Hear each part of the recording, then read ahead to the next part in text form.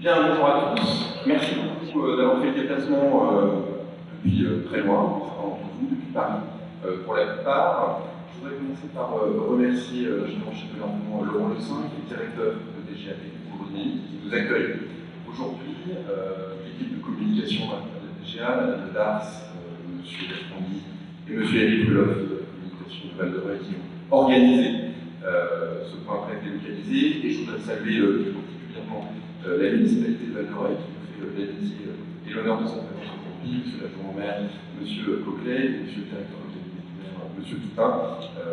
Nous savons tous l'intérêt que porte M. Marc-Antoine Jamet à DGA Hydrodynamique, que la plupart des Valois veulent encore le bassin qui dessert les Carennes. Voilà, c'est un signe d'amitié que vous nous faites aujourd'hui, nous en sommes très heureux.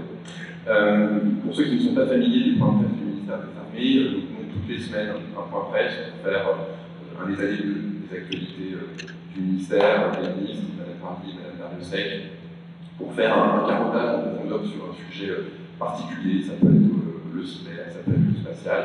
Aujourd'hui, on va parler d'expertise technique du ministère des Armées avec la DGA et plus particulièrement l'expertise technique dans le domaine naval et hydrodynamique. C'est Laurent Le Syn qui aura la haute main pour expliquer tout cela. Et régulièrement, nous faisons des points presse délocalisés hors des murs. Donc ce point presse aujourd'hui à Val de Reuil, c'est le 7e point presse depuis le début de l'année 2021 que nous faisons hors de Ballard, hors du ministère des Armées à Paris. C'est une volonté que nous avons d'aller au contact des militaires, des forces, des experts sur le terrain, qui permet à la presse peut-être nationale de découvrir des lieux qu'elle ne connaît pas encore, et à la presse régionale. Et je salue les journalistes régionaux et locaux qui sont là aujourd'hui, de mieux découvrir ce que sont les actualités parfois un peu trop parisiano-centrées du ministère des Armées. Donc nous étions déjà allés à Cognac, à Saint-Dizier, à Ars, dans d'autres endroits également, et donc pour la 7e fois cette année, en province, à Val. Les points presse sont structurés de la manière suivante. Je vais commencer par donner quelques points d'actualité du ministère. Ensuite, je présenterai l'agenda de Mme Parly, ministre des Armées. Et ensuite, nous parlerons en détail du centre DGA Hydrodynamique et de la DGA. Voilà, deuxième point d'actualité qui concerne l'armée de l'air et de l'espace, la tenue en ce moment même d'un exercice majeur de préparation au combat, c'est l'exercice VOLFA 2021, qui implique une cinquantaine d'aéronefs français et étrangers. C'est un exercice qui a lieu depuis fin septembre et qui se déroule jusqu'à la mi-octobre. Donc c'est un exercice d'entraînement au combat de haute intensité avec une thématique qui est l'entry force, comme on dit dans notre vocable, c'est-à-dire l'entrée en premier dans un milieu contesté. Donc nous avons des aéronefs qui décollent tous les jours depuis la base aérienne de Mont-de-Marsan, nous avons des hélicoptères qui décollent depuis Cazaux et des drones Reaper qui décollent depuis Cognac. Nos aéronefs sont des A400M, des Rafales, leur dernier standard, le standard F3R, et des C-130J. Voilà, nous avons également des pays alliés qui participent à cet exercice majeur. Il y a 4 avions allemands de Eurofighter, un C-130J, un avion tel que celui que vous trouvez à la base aérienne juste à côté, canadien, et nous avons des détachements de commando belges, britanniques et danois. Nous avons également des F-18 espagnols, des F-18 suisses et un A400M belge qui opèrent depuis leur base. Troisième point d'actualité dans le domaine de la réserve. Vous savez que nous avons de nombreux réservistes au sein du ministère des Armées, au sein de la Garde nationale. Eh bien, les journées nationales des réservistes se tiendront du 9 octobre au 9 novembre prochain. Le 9 octobre, ces journées nationales commenceront avec ce qu'on appelle les rencontres de la Garde nationale à l'école militaire et s'achèveront le 9 novembre avec un patronage de la flamme sous l'arc de triomphe. Quatrième point d'actualité sur une thématique sociale et administrative, nous avons depuis 2018 un portail numérique pour tout ce qui est prestations sociales au profit des personnels du ministère des Armées, personnels militaires et civils. C'était une des mesures du plan famille qu'avait voulu la ministre Florence Parly en 2018. Eh bien, ce portail vient d'être nourri de nouvelles caractéristiques, la possibilité de demander directement des prestations de manière dématérialisée. Jusque-là, nous avions une sorte d'atlas des prestations sociales qui étaient accessibles à nos personnels. Désormais, et ça va continuer comme ça pendant encore 1 ou 2 ans, nous allons ouvrir de plus en plus de prestations qui pourront être demandées directement sur ce portail taille. Et donc les trois premières prestations que n'importe quel militaire ou civil peut demander de manière dématérialisée, ce sont des prestations d'éducation pour les enfants, ce sont des séjours d'enfants, tout ce qui est colonies de vacances, et les remboursements de frais pour annulation de conditions de congé. Voilà, des sujets forcément qui intéressent essentiellement les personnels du ministère des Armées, mais qui montrent qu'on peut vraiment rapprocher l'administration de nos personnels et accélérer sur le numérique et la dématérialisation. Je vous signale quelques points d'agenda qui peuvent vous intéresser à mettre dans vos tablettes. D'abord, un exercice de l'armée de terre, un exercice du groupement d'artillerie de haute intensité qui se déroulera à Angers. C'est essentiellement le 11e régiment d'artillerie marine qui est impliqué. Il mobilise leurs canons César, la TRF1, des mortiers. Et donc ils s'entraîneront à Angers du 2 au 22 octobre au niveau régimentaire. Ensuite, on va monter en gamme, ce sera au niveau interrégimentaire. Cet exercice se déroulera avec le 3e régiment d'artillerie marine et ses canons César, et le 1er régiment d'artillerie et ses radars de contre-batterie Cobra. Et enfin, il y aura un niveau interarmé avec une menace aérienne qui viendra se greffer à ces exercices qui permettent donc à nos artilleurs de s'entraîner, là aussi dans le domaine de la haute intensité. Alors je continue sur les exercices de l'armée de terre, un exercice d'aérocombat qui s'appelle Baccarat, qui va mobiliser 1300 soldats, 15 unités de l'armée de terre et 32 hélicoptères de combat. C'est la 5e édition de ce type d'exercice qui va aussi mobiliser les forces armées espagnoles. Ça se tiendra du 15 au 21 octobre entre les départements de l'Aveyron, de la Lozère et du Cantal. Alors je vous en parle parce qu'il y a une partie qui est ouverte à la presse. Du 15 au 19 octobre, là ça ne sera pas ouvert, ce seront des procédures de réduction de poches ennemies, de prise de points d'intérêt, par exemple des ponts, des barrages, des axes routiers. Et cet exercice se terminera le 20 et 21 octobre par une manœuvre interarmée à laquelle vous, mesdames et messieurs les journalistes, vous êtes conviés. Je vous laisse vous rapprocher du sur la tête si toutefois vous étiez intéressés. Alors, dans le domaine terrestre toujours, mais avec une composante entrepreneuriale, des rencontres qui ont lieu tous les 2 ans, qui s'appelle le Forum Entreprise Défense. C'est organisé par l'armée de terre, avec le JICAT, qui est la Fédération professionnelle des industriels de l'armement terrestre, et la Chambre de commerce et d'industrie de la région Paris-Île-de-France. Nous aurons 180 exposants, 10 organismes militaires, 3000 visiteurs pour des rencontres d'affaires entre les donneurs d'ordre, les prescripteurs que nous sommes, le ministère des Armées, et les fournisseurs que sont les entreprises de défense, avec cette année une thématique sur le maintien en conditions opérationnelles terrestres. Ça se passe à Versailles-Satory les 13 et 14 octobre. Je passe sur un anniversaire d'un escadron de chasse, l'escadron 2-5 sur la base aérienne d'Orange. Ça sera le jeudi 14 octobre. Il y aura à la fois un plateau statique avec une 50aine d'appareils, des Mirage Demi, des Rafales, des Alpha Jets de la patrouille de France, un Canadair et aussi des F-16 danois, belges et néerlandais. Et il y aura également des présentations dynamiques avec le Rafale solo display, le F-16 solo display, l'équipe de voltige de l'armée de l'air et la patrouille de France. Vous pouvez vous accréditer sur Paris avant le 11 octobre si cela vous intéresse. Une remise de trophées par Madame Darmesec, ministre déléguée, au Centre national des sports de la défense. Ça se tiendra le 11 octobre en présence de Madame la ministre des Sports, Madame Martine Hamou, et de Madame la secrétaire d'État aux personnes en situation de handicap, Madame Sophie Cluzel. Également l'ambassadrice de cet événement, qui est l'ambassadrice pour le sport, ainsi que le chef d'état-major des armées, le général Thierry Lelouch. Alors plusieurs trophées sont remis, 6 exactement, je ne vais pas vous en donner la liste complète, néanmoins 2 de ces 6 trophées seront principalement dédiés aux sportifs qui s'étaient illustrés, aux sportifs militaires qui s'étaient illustrés pendant les Jeux olympiques et paralympiques de Tokyo. Là aussi, les accréditations sont possibles auprès des écoles. Un événement important que je vous annonce, c'est la 3e édition du Forum Innovation Défense. Vous savez à quel point l'innovation est un des axes de grande importance de la ministre Florence Parly.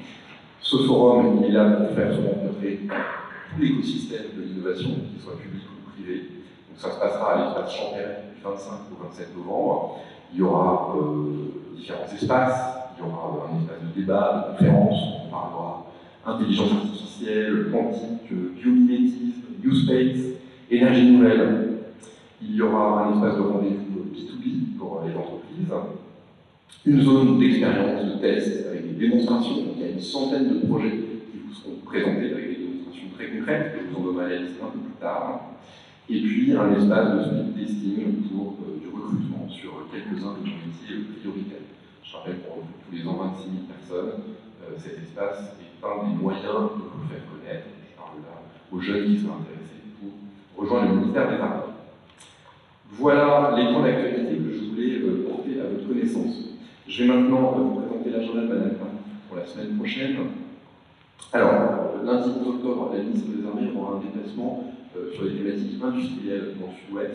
Elle se rendra d'abord à Tarbes, dans l'entreprise des forges de Tarbes. C'est une entreprise qu'on avait beaucoup soutenue à un moment qui fabrique les corps d'obus, notamment des obus de 105, 155 mm. Fut un temps où la production était en péril, et bien, le ministère des Armées a mis les moyens pour que ces chaînes de production ne s'arrêtent pas et que les compétences soient maintenues pour la trentaine de personnes qui travaillent dans cette belle entreprise de Tarbes. Elle enchaînera ensuite sur un déplacement dans les locaux de l'entreprise d'AER, dans les Hautes-Pyrénées, à Douai. d'AER est une entreprise qui, comme beaucoup d'autres entreprises du secteur aéronautique, a subi les effets de la crise du Covid. Et dans le cadre du plan de soutien aéronautique du gouvernement et singulièrement du ministère des Armées, nous avons aidé cette entreprise d'AER avec la commande de plusieurs TDM. Et donc, la ministre des Armées vient constater sur place le bon avancement des travaux. Elle terminera cette journée du 11 octobre par un déplacement au premier régiment de chasseurs-parachutistes à Pamiers dans la Neige. Le lendemain, Mme Marly aura un entretien avec Mme Dariussec, qui est ministre déléguée. L'après-midi à 15h, elle aura des questions au gouvernement à l'Assemblée nationale. Puis deux auditions, d'abord devant la Commission des affaires étrangères, de la Défense et des Forces armées du Sénat, puis devant la Commission de la Défense nationale et des Forces armées de l'Assemblée nationale.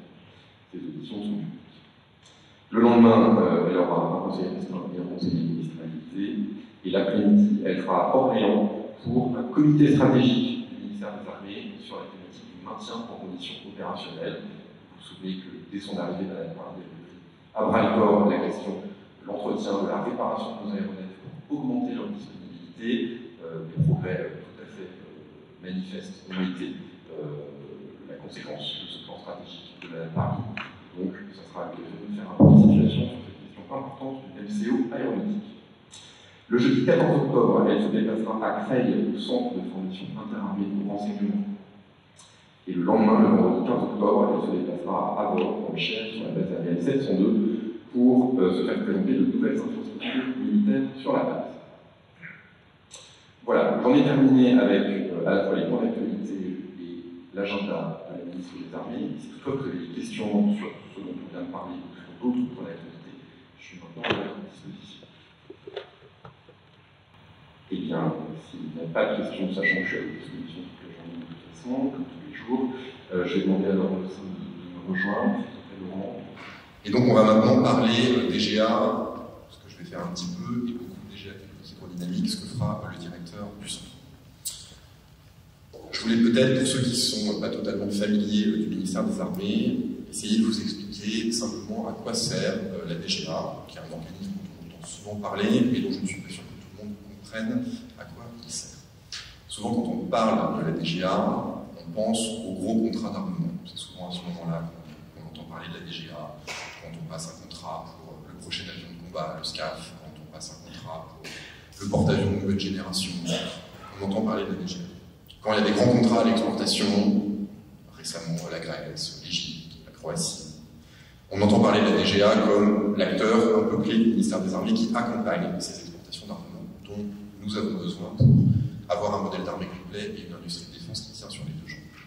Et parfois, on entend aussi parler de la DGA, comme j'en ai parlé tout à l'heure, pour l'entreprise d'AER, pour les forges de Tarbes, c'est-à-dire pour faire de la politique industrielle, pour maintenir en France un tissu d'entreprise capable d'assumer sur le long terme la conception et la fabrication d'armements dont nous voulons avoir la maîtrise de manière souveraine.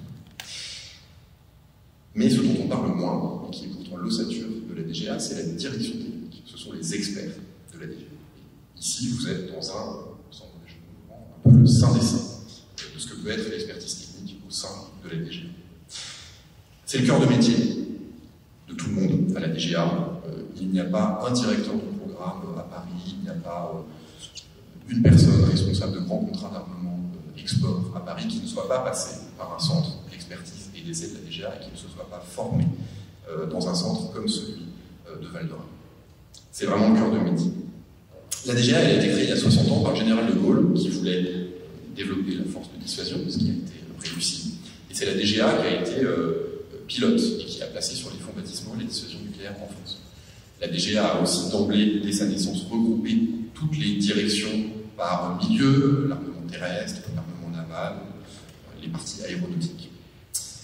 Et on a eu une bascule au sein de la DGA d'une partie où on fabriquait nous-mêmes des armements. C'était l'époque où la direction des constructions navales, qui aujourd'hui s'appelle Naval Group, faisait partie de l'État. C'était l'époque où le GIAT, qui aujourd'hui s'appelle Nexter, faisait partie de l'État. Donc une époque où nous-mêmes, de manière totalement autonome, on fabriquait pro domo des armements, à une période qui est celle d'aujourd'hui, où on assure une maîtrise d'ouvrage, c'est-à-dire qu'on fait faire, on ne fait plus, on fait faire.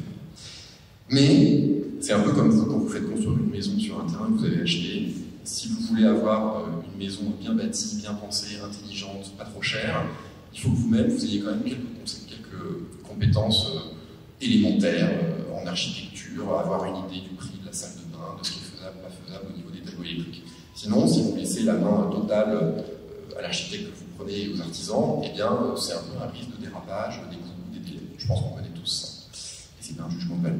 Et ben, dans le domaine de l'armement, c'est la même chose, sauf que c'est un domaine éminemment complexe, avec énormément de technologie. Et donc, pour avoir des produits qui soient performants dans les coûts et les délais, on a besoin d'avoir un prescripteur, d'avoir un État qui soit intelligent. Et c'est le travail de la DGA que de faire ça.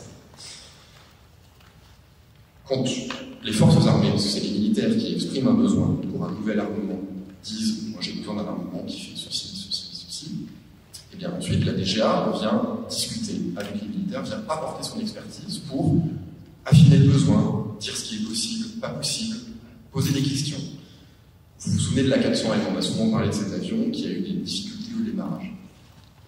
Ben, les difficultés au démarrage, elles ont été de tout ordre, mais elles ont été beaucoup de part parce que il y avait des spécifications, il y avait des besoins qui n'étaient pas forcément atteignables, c'était trop compliqué, ou des spécifications qui étaient incompatibles les unes entre les autres. Et donc, c'est l'apport de la DGA que de dire ce qui est possible, pas possible. C'est aussi l'apport de la DGA d'essayer de dire, est-ce que tu es sûr que tu veux ces performances-là, sachant que ça va te coûter plus d'argent? C'est ce qu'on appelle l'analyse de la valeur. Je vous donne un exemple très précis. Si on veut un bateau, par exemple, qui va à 40 km/h, je dis n'importe quoi. Je parle en km/h pour être plus clair. Et puis finalement, quelqu'un se dit, ça serait bien d'avoir un bateau qui va 2 fois plus vite, qui va à 80 km/h. Eh bien, la puissance pour passer de 40 à 80 km/h, c'est pas x2, c'est x8. Et donc, le coût, ça sera sans doute pas x2 non plus, ça sera sans doute x8. Donc on discute avec les militaires, quand je dis on, c'est la direction générale de l'armement, pour faire ce qu'on appelle une analyse de la valeur et voir où on met le curseur entre les performances et le prix. Et ça, pour faire ça en amont d'un grand contrat d'armement, bah, ça demande beaucoup de compétences, ça demande d'écrire des équations, ça demande de faire des simulations numériques, ça demande de faire des essais. Et encore une fois, c'est ce que fait la DGA. La DGA, c'est 10 000 personnes, il y en a plus de la moitié qui sont dans la direction technique de la DGA, soit à Paris, soit essentiellement dans des centres en province. Il y a une dizaine de centres comme DGA, technique hydrodynamique. Et j'espère que vous avez compris ce que fait la DGA, mais apporte une contre-expertise, apporte un dialogue de haut niveau, intellectuel, scientifique, avec des entreprises de défense. Et les entreprises de défense, elles ne sont jamais si performantes que quand elles ont un client qui est intelligent et performant. Et ce client, c'est la DGA. Même si, in fine, le client, le vrai client utilisateur, ce sont les forces armées. Mais la courroie de transmission entre les deux, c'est bien la direction générale de l'armée. Alors, le domaine naval et le fait qu'on vous fasse venir à Val-d'Oreuil, ok, c'est proche de Paris, mais c'est peut-être, quand je disais que c'est un peu la quintessence de ce que font les ingénieurs de la DGA en matière d'expertise et d'essai, vous allez voir ici la DGA technique hydrodynamique, à la fois de l'expertise, à la fois des simulations numériques, à la fois des tests. Et c'est intéressant de regarder le domaine naval parce que le domaine naval par rapport à d'autres domaines est encore plus particulier, plus emblématique de ce que ça nécessite comme compétence. C'est ce que je vous disais dans le bus tout à l'heure, mais je le redis pour ceux qui n'étaient pas là. Quand vous conduisez votre voiture, votre Clio tous les jours, bah, la Clio, elle a été fabriquée, il y a eu plusieurs prototypes de faits, il y a eu des tests de faits sur des pistes. Et donc Renault, ils ont pu fabriquer plusieurs prototypes avant de fabriquer des millions de Clio. Nous, quand on fabrique un porte-avions, on ne fait pas de prototype, il faut faire bien du premier coup. Et donc, on ne peut pas se permettre de mettre le bateau à l'eau pour constater que le bateau ne va pas à sa vitesse, qu'il n'est pas manœuvrant, ou alors que les marins sont malades à bord, tellement le bateau il est instable. Et donc, pour être sûr qu'on fait bien du premier coup, qu'on ne se trompe pas, il y a un travail de maturation technologique qui est fait en grande partie à la DGA, technique hydrodynamique. Laurent Lessin va vous expliquer tout ça, mais je terminerai juste par vous dire que la dissuasion nucléaire française, elle repose pour une bonne part parce qu'il se trouve ici, et notamment parce qu'il se trouve dans le bâtiment rouge qui est là. Et si aujourd'hui on a en permanence un sous-marin nucléaire dans son engin qui est quelque part sous les eaux, à quelques centaines de mètres de profondeur, et qui est indétectable, c'est grâce au travail qui est fait par les ingénieurs qui travaillent dans ce bâtiment rouge là-bas. Donc, c'est méconnu, mais ici, c'est un des cœurs de la souveraineté française. Voilà, je te passe la parole, Laurent. Merci Hervé, donc ingénieur en chef Laurent Lessin, directeur de DGA Technique Électrodynamique. Déjà, je vous remercie toutes et tous d'être venus pour visiter notre centre. Comme l'a dit Hervé Grandjean, nous sommes un centre d'expertise et d'essai de la direction technique de la direction générale de l'armement. Comme la DGA fait son 60e anniversaire, je trouvais bon ton de faire un peu d'histoire, l'histoire de la DGA Technique Hydrodynamique, car nous revendiquons une expérience centenaire dans ce domaine. C'est en effet au début du XXe siècle, quand les grands cuirassés étaient l'instrument de puissance des grandes nations, que les ingénieurs architectes navals ont eu le besoin d'optimiser la forme, qu'on appelle la carène, la forme de la coque du bateau, si vous voulez, pour faire des bateaux rapides, et d'optimiser aussi ce qu'on appelle nous les propulseurs, mais nous avons des hélices, qui étaient un mode de propulsion qui était assez récent à l'époque. Et ainsi, le bassin d'expérience de la marine a été construit en 1906 le long de ce qui est maintenant le boulevard Victor. Après, il a été renommé bassin d'essai des Carènes, donc nous avons gardé pendant de nombreuses années avant d'en changer une dizaine d'années en DGA Technique Hydrodynamique. Le site de Paris à Ballard s'est développé progressivement. Vous avez par exemple une photo en haut à droite. Les grands bâtiments longs, c'était des bassins de traction. C'était les grands frères en étaient beaucoup plus réduites du bassin de traction des 600 auquel nous sommes actuellement, vous pourrez les citer. D'autres moyens d'essai, par exemple un bassin tout rond qui permet de faire tourner les bateaux, ou encore un tunnel de cavitation, c'est la photo du milieu, qui était un tunnel qui permet d'essayer les hélices des navires. Comme l'a dit Hervé Grandjean, les fondements en fait, des études en hydrodynamique, c'est de faire aussi les sous-marins les plus silencieux possibles. Dans les années 80, la France avait déjà fait des sous-marins à propulsion nucléaire, déjà très performants. Mais l'enjeu, c'était de faire le SNLE, le sous-marin nucléaire lanceur de jambes, deuxième génération de la classe Le Triomphant. Vous avez un modèle sur le côté. Et pour ça, pour se faire un sous-marin vulnérable, il faut qu'il soit très discret. Donc il a fallu construire des nouveaux moyens d'essai pour pouvoir faire des propulseurs le plus silencieux possible. Donc vous comprendrez que coincé entre le boulevard Victor et le périphérique, le foncier parisien ne permettait pas de faire un moyen d'essai d'une taille suffisante. Et c'est pour ça qu'une antenne du bassin d'essai des Carènes a été construite dans les années 80 à Val-de-Reuil. Donc en bas, sur votre gauche, vous avez une photo du site de l'époque. Le premier bâtiment du site, c'est le grand bâtiment rouge que citait Hervé Grandjean, le grand tunnel hydrodynamique, vraiment dédié à l'étude et la conception de propulseurs silencieux pour le sous-marin. Par la suite, dans les années 90, il a été décidé de transférer progressivement l'ensemble du site sur la commune de Val-de-Reuil. En 96, c'est un bâtiment de direction qui a été transféré. Puis en 98 et 2000, le grand bassin des 600 auquel nous sommes, ou encore la Culavou ou d'autres moyens d'essai. Donc en fait, ce qui était au début une annexe du bassin parisien est devenu le site principal et le bassin parisien est devenu une annexe de Val-de-Reuil pour être définitivement arrêté à la fin des années 2000 quand le site de Paris a été détruit pour construire maintenant ce qui est le ministère.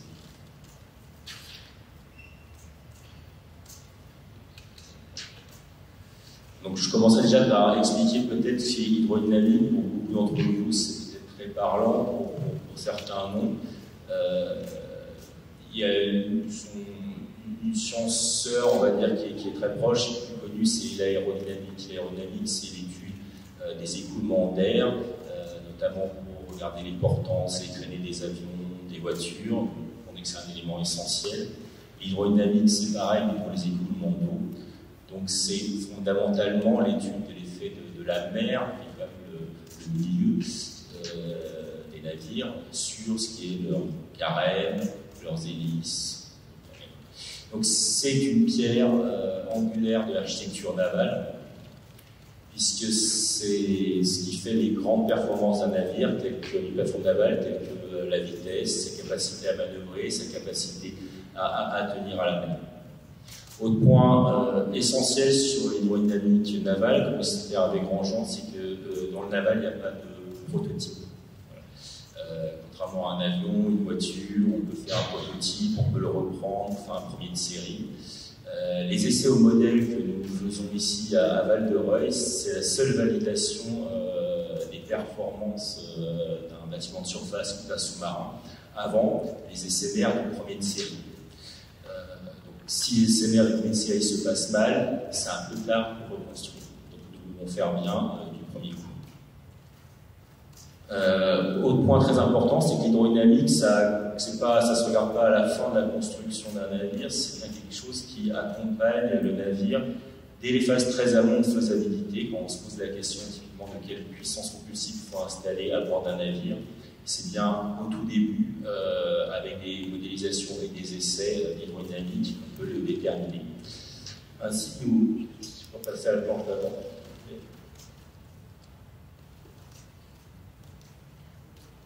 Voilà, ainsi, si vous voulez modéliser un petit peu toutes les phases de ce que peut être l'ingénierie d'un grand programme, nous intervenons dès la phase de faisabilité jusqu'aux essais mer ou ensuite en service. J'ai mis quelques images des grands programmes sur lesquels nous travaillons. Nous traitons tous les programmes navals de la Marine nationale, mais certains sont plus emblématiques que d'autres. Donc typiquement, à gauche, vous avez le porte-avions nouvelle génération, sur lesquels ils ont travaillé sur les phases de faisabilité et maintenant qui est en phase d'avant-projet. Le SNLE troisième génération est en phase de développement, mais nous travaillons dessus depuis une dizaine d'années.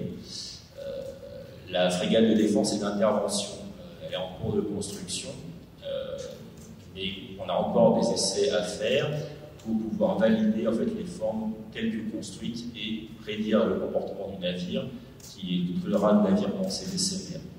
Le SNA Suffren, tout le monde sait qu'il est à la mer, c'est pas pour autant que nos études s'arrêtent, puisqu'en faisant encore des études pour améliorer son domaine d'emploi ou essayer de résoudre quelques problèmes. Et surtout, c'est une mine d'or pour nous de pouvoir valider les années d'études que vous avez fait avant et éventuellement recaler tous nos modèles. Et en cas de grande refonte, de grande modification d'un navire ou de problème détecté sur un navire, nous intervenons aussi au profit de la marine sur un navire en service. Alors, l'hydrodynamique, c'est une science, une technique aux multiples composantes. Je vous en ai mis les principales sur cette planche. Un des paramètres importants, une performance importante d'un navire, c'est sa vitesse. Sa vitesse, elle est déterminée notamment par la résistance à l'avancement de la carène, c'est-à-dire vraiment c'est les flots qui s'opposent à l'avancement du navire. Et donc, pour prédire une vitesse maximum ou déterminer la puissance qui se mettra sur un bateau pour pouvoir le propulser à une vitesse donnée, il faut connaître ses efforts. Donc ça, ce serait réalisé par simulation numérique et par essai en bassin de traction, comme vous le verrez pendant la visite. Une autre performance importante, on voit à droite, c'est la manœuvrabilité. Donc, la manœuvrabilité, c'est la capacité d'un navire à tourner. Donc, pour un bâtiment de surface, c'est une performance militaire, mais c'est aussi une performance de sécurité pour éviter un obstacle. Et pour un sous-marin, c'est une performance de sécurité de premier rang. Un sous-marin se déplace dans les 3 dimensions. Il faut qu'on puisse garantir qu'en cas d'avarie, en cas d'incident, il puisse remonter en surface dans toutes les circonstances, hein, des fois de façon un peu impressionnante, comme vous pouvez voir sur la photo en haut à droite. Un autre grand domaine, c'est un peu tout ce qui est effet de la houle, des vagues, simplifiées sur un navire.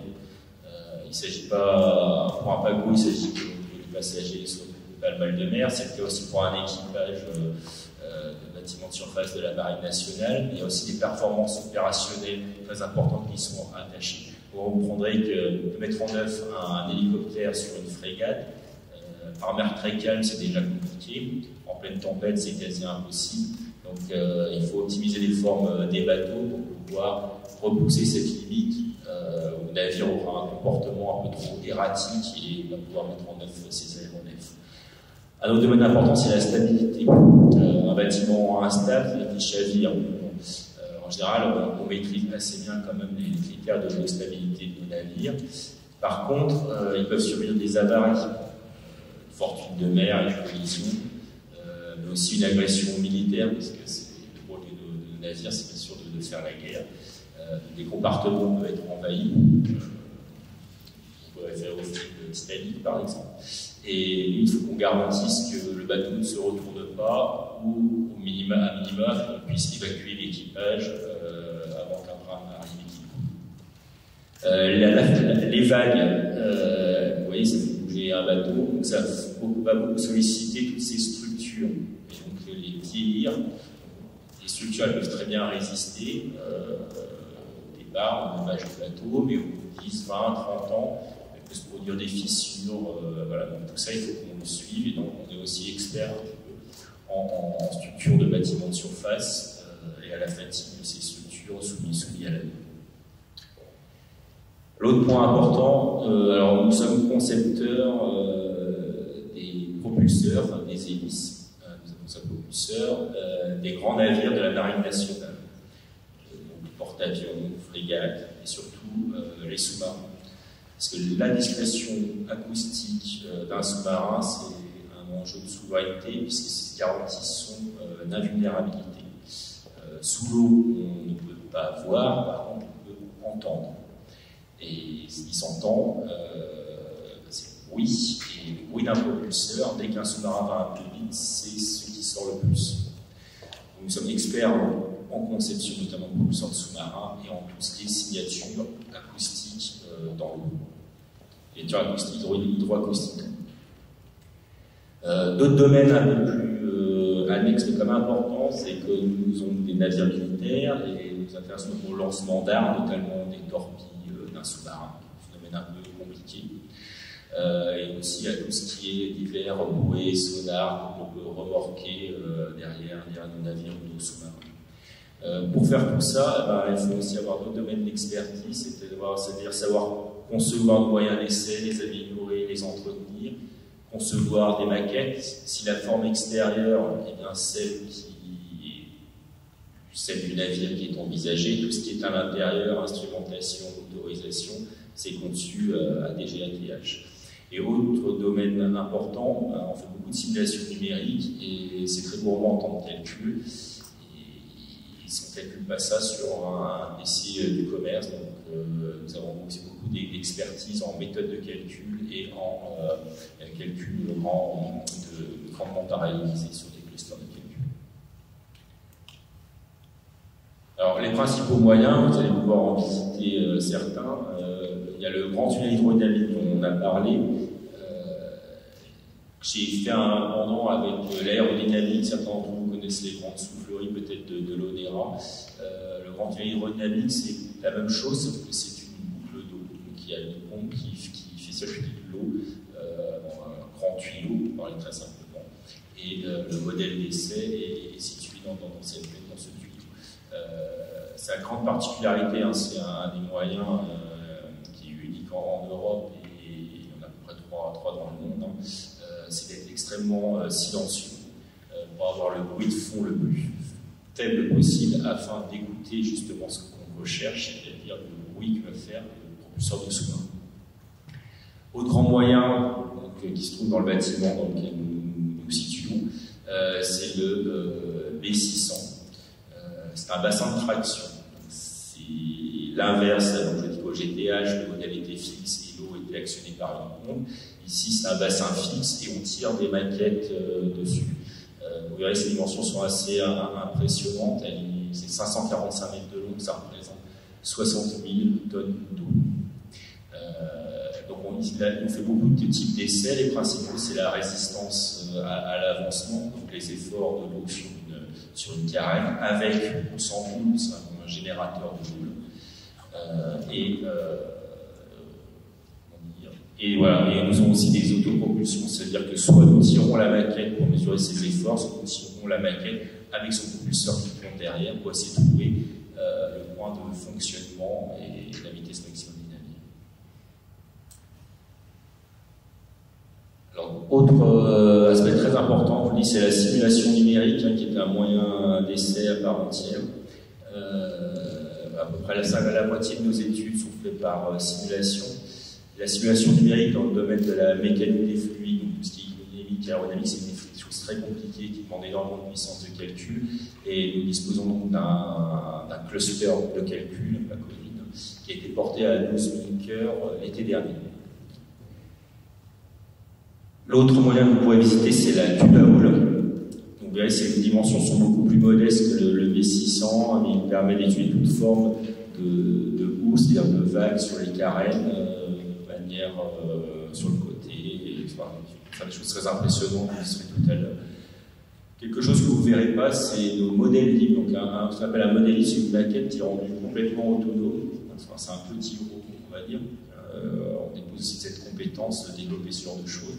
Donc là, le modèle réduit, il est équipé d'un moteur, de batterie, de commande, une intelligence, et il va faire de manière autonome des essais, soit en lac, soit en bassin. On fait des modèles libres de bâtiments de surface, ou alors encore de sous-marins. Donc voilà, je ne sais pas si vous avez des questions, on enchaîne sur la visite.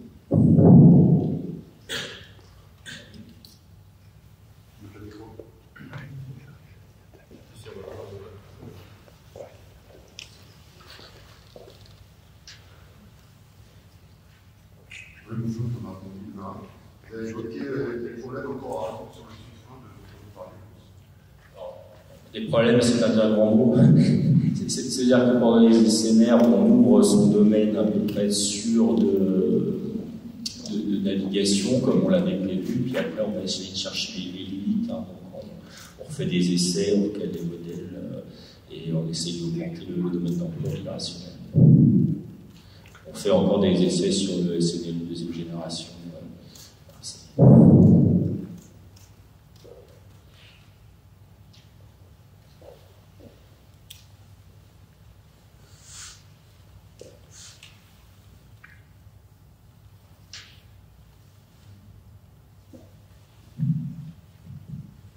Bonjour.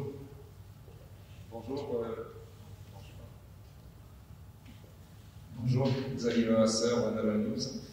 Il me semble que par le passé, vous avez mis à disposition vos installations avec les alliés de la France. Est-ce que c'est toujours d'actualité? Et quels sont ces alliés? Alors, je pense qu'on fait référence au partenariat qu'on a avec nos amis britanniques. C'est essentiellement ça. Donc en 2010, dans le cadre du traité de Lancaster House, il y a eu un accord en fait, pour pouvoir qu'on utilise leurs moyens et qu'ils utilisent nous, on avait un moyen à Paris qui était décrit sur le ministère, donc on va utiliser ce moyen-là qu'ils ont à Large, c'est un bassin océanique qui permet de faire des essais vraiment de manœuvrabilité de navires. Et eux, ils n'avaient plus de grands tunnels hydrodynamiques, au moins pas aussi performants, qui viennent chez nous pour faire leurs essais dans de grands tunnels hydrodynamiques. Et c'est toujours d'actualité, puisqu'ils sont venus l'été dernier faire des essais, et nous en prévoyons en 2022 chez eux. Et ça concerne pour les Britanniques, pas d'autres pays? Alors, on a des échanges, parce qu'on fait partie d'une grande famille des conférences, de tous les bassins de traction mondiaux, donc on a des échanges sur les méthodes, ce type de choses. Après, il n'y a pas d'essai mutuel, sauf avec les méthodes.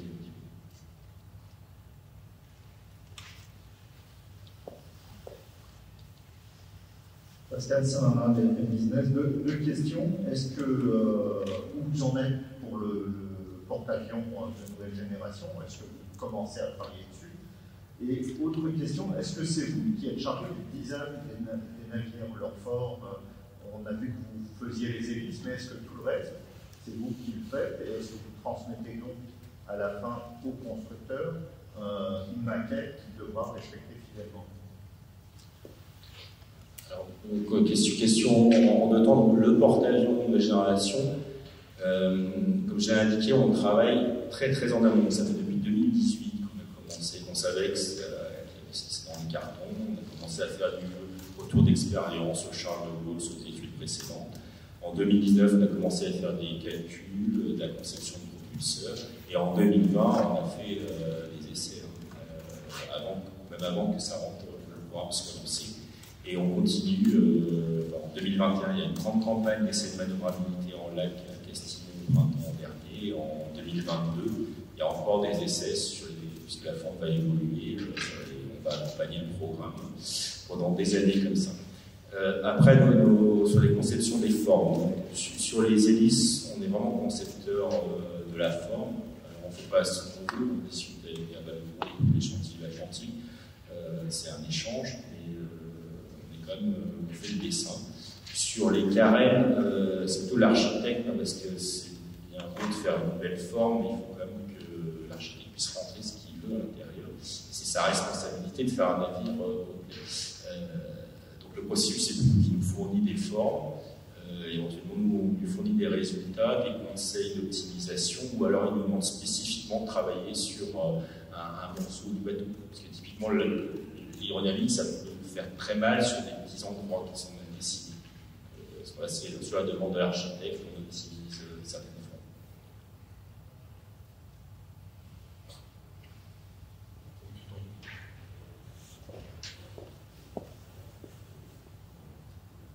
Bonjour à tous. Qu'est-ce que vous pouvez nous dire aujourd'hui de l'architecture générale du PANG? Ça ressemble, est-ce que c'est un ou deux chevaux? Est-ce que c'est plutôt 65 000, plutôt 70 000 tonnes? Oui, c'était sur 3 milliards par rapport aux dernières nouvelles, ça a changé. Et vous avez également des rentrées d'argent via des contrats que vous avez avec l'extérieur. Dans ces contrats, pour moi, il y avait également des choses avec vous. C'est pas compris de ce que vous avez déjà fait pour l'Australie. Et qu'est-ce que vous auriez pu faire de plus que nous, vous n'aurez a priori pas. Alors, moi, je ne me prononcerai pas sur l'architecture générale du porte-avions, de château, tout ça. Son déplacement, c'est à peu près de grandeur sur lequel vous avez cité. Sur l'architecture propulsive, on travaille sur une configuration de référence à 3 lignes d'armes, il y a d'autres choses dans les cartons. Voilà, je ne dirai pas plus. Sur l'Australie et globalement toutes les prestations payantes, on a travaillé par le passé pour le civil.